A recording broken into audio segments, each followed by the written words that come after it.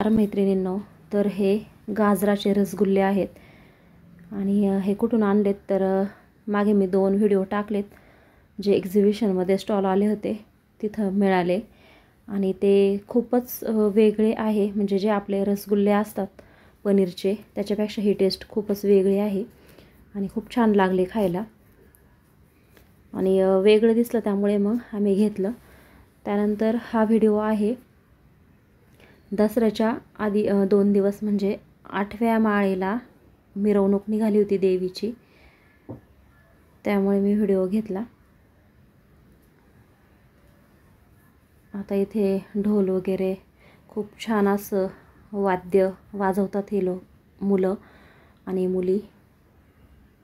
आता थोड्याच वेळात देवी पण येईल, त्यामुळे व्हिडिओ पूर्ण बघा. खूप छान असं केलेलं आहे. रथामध्ये देवी आणतील.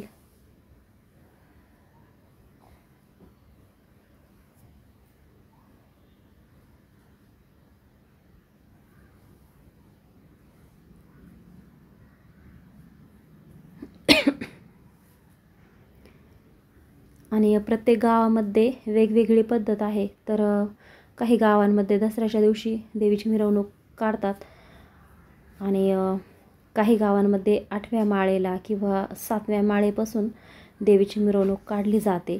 तर आमच्या इथे 8व्या माळेला देवीची मिरवणूक काढली होती. आता तुम्हाला दाखवते देवीची मिरवणूक. देवी आलेली आहे, मागून रथामध्ये आणलेत आणि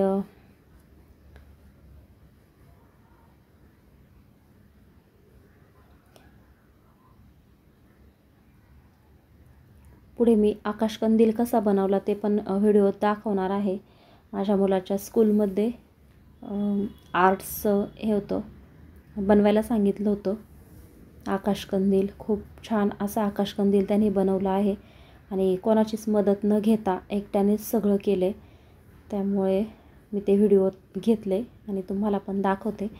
खूप छान असा बनवला आहे आणि दसऱ्याच्या दिवशी थोडंसं शूट करून टाकले. म्हणजे हार वगैरे बनवताना पोळ्यांचा स्वयंपाक एवढं तर आपल्याला शक्य होत नाही, कारण खूप दिवसभर घाई असते कामाची.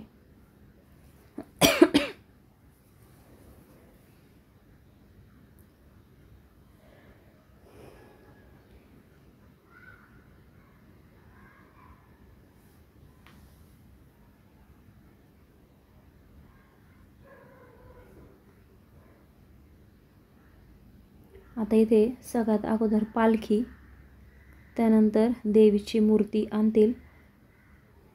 ही पालखी म्हणजे त्यामध्ये पादुका असतात आणि त्यानंतर आता देवीची मूर्ती ह्या रथामध्ये आहे. आता हा मागून शूट केलेला असल्यामुळे आपल्याला समोरचं काहीच दिसत नाही, पण ह्या रथामध्ये देवीची मिरवणूक चाललेली आहे.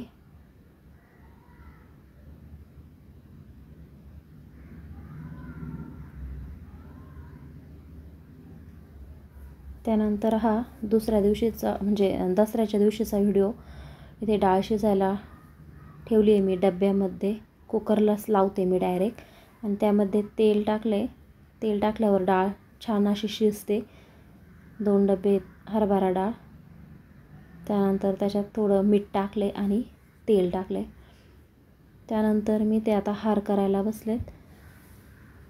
तर बाजारात खूप वेगवेगळी फुलं असतात, पण झेंडूंच्या फुलांशिवाय हारच म्हणजे हाराला शोभा येत नाही. झेंडूंचीच फुलं छान वाटतात. आता इथे स्वयंपाक चालू आहे. आमटी उकळती आहे, पोळ्यांचा स्वयंपाक चालू आहे. भजीचं पीठ पण झालं आहे मिक्स करून. त्यानंतर इथे भजी तळायचं काम चाललं आहे. ते आमटीला बघा किती छान अशी तरी आली आहे. त्यानंतर आता मी इथे पोळ्या करून घेणार. तर मी इथे पोळ्या करून घेते.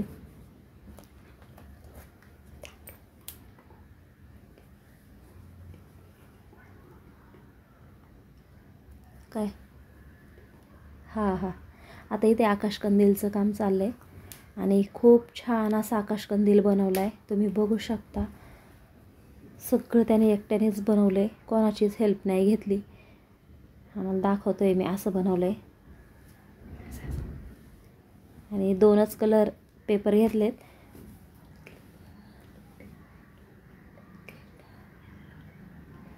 इथे येलो ग्लिटर पेपर घेतला आहे आणि एक रेड कलरचा साधा पेपर.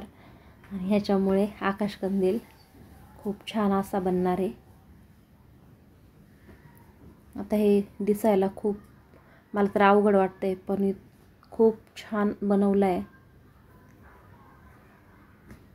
हे ते बघू शकता, असं स्टेपलर वगैरे मारून एकदम परफेक्ट.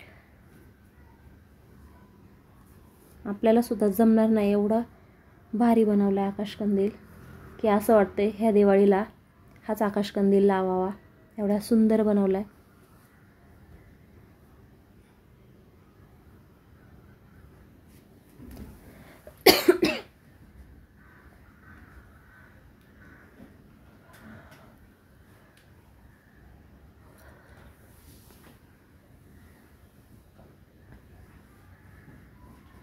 आणि स्कूलमध्ये अभ्यासाव्यतिरिक्त शिक्षणाव्यतिरिक्त असं काही बनवायला सांगतात, तर त्यामुळे मुलांना खूप असं नॉलेज पण मिळतं आणि खूप ह्याच्यातून पण ज्ञान मिळतं वेगवेगळं. आता हे सगळे असं बनवून झाले. आता हे कट करून घेणार.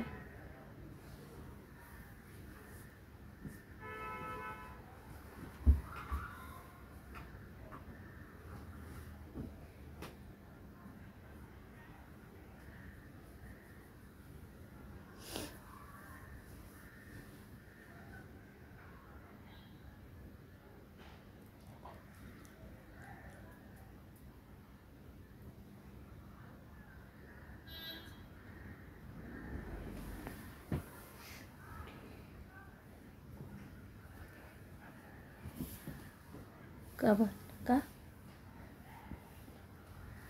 आता हे खाली लावायला त्या झुरमुळ्या असतात त्या. आणि हे बघू शकता, हे सगळं बनवून हे असं चिटकून घेतलंय.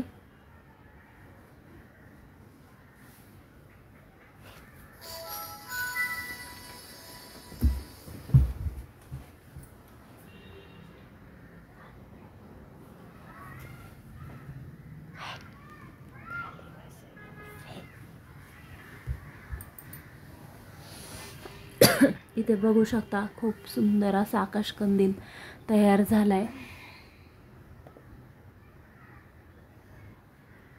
मला तर खूपच आवडला. आणि इथे वरती दोरी लावली आहे.